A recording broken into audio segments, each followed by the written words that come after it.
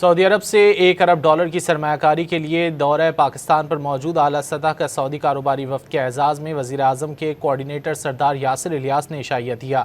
سعودی وفد کی I T اور میڈیکل شعبے میں سرمایہ کاری میں دلچسپی کا اظہار کیا۔ وفد کی قیادت پرنس منصور بن محمد السعود نے کی۔ عشائیے میں اعلیٰ حکام اور پاکستانی بزنس کمیونٹی کے نمائندوں نے شرکت کی۔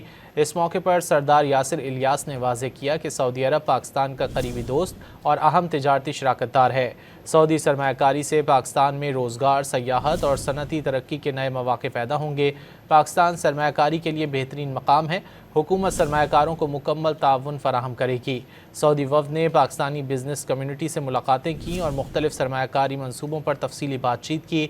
سعودی وفد نے آئی ٹی اور میڈیکل شعبے میں سرمایہ کاری میں دلچسپی کا اظہار کیا۔